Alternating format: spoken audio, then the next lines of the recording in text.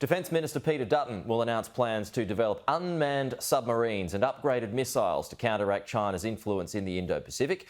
Joining me live now is the independent Senator Jacqui Lambie for her thoughts on this. Senator, good morning. So the announcement, part of a huge deal that Peter Dutton's going to make later on today. What's your thoughts, first of all, on this? Oh, hallelujah. Finally listening to what we've been telling you. Drones and cybersecurity, they are the future. So, and missiles, that's where we should be heading. The waste that has gone on these submarines, the time it's going to take to build them, they'll be ancient by then. This is where we should be heading. We are still miles behind. I'd love to see the detail. I'd love to see where it's going. Obviously, we haven't heard that yet.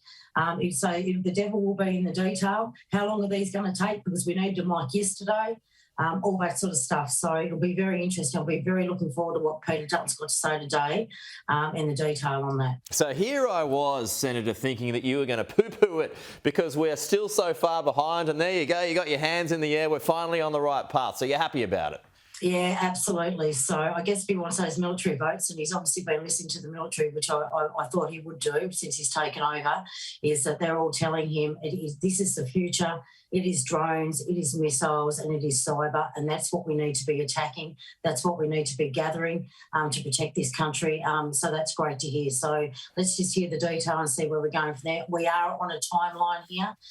Personally, we are really, really far behind on this stuff. We really need to move with it. Yeah, well, some of the detail that I've picked through this morning suggests it should well be operational within the next 3 to 4 years. Do you have any doubts about that kind of timeline?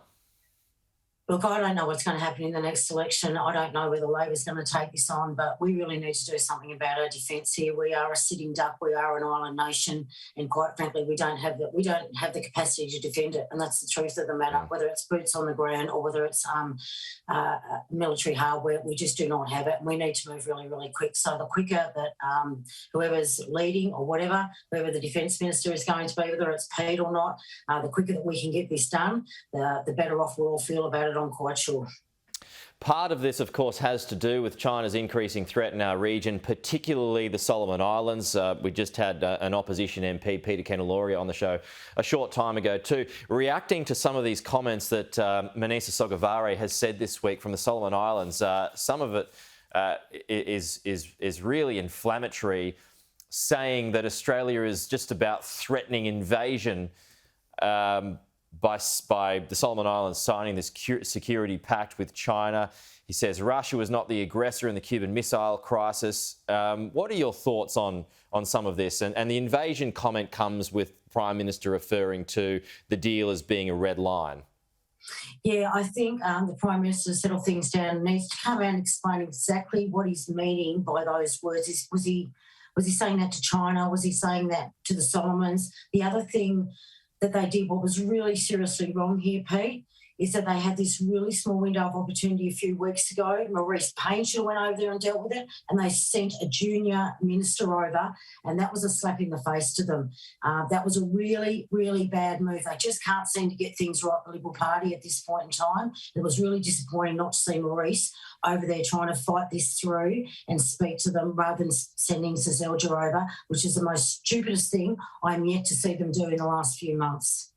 So you think it's fair enough that Sogavare may feel like there is a threat of invasion by a red line being declared?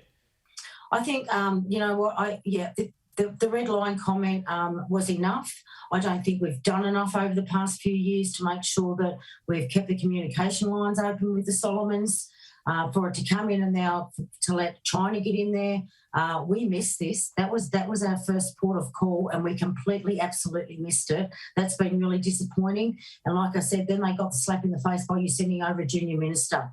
What do they expect? What does the coalition expect from the Solomons? So if I was the Prime Minister, I would actually be doing some clean-up control here, and I would be on the phone to them explaining what the red line exactly meant, and that, you know, we certainly have no intention of invading them, for goodness sake. That is our last intention. Our intention is to do everything we can to protect them so we can also protect ourselves and the other Pacific Islanders. That's what we need to make very loud and clear, and that we are always here for them.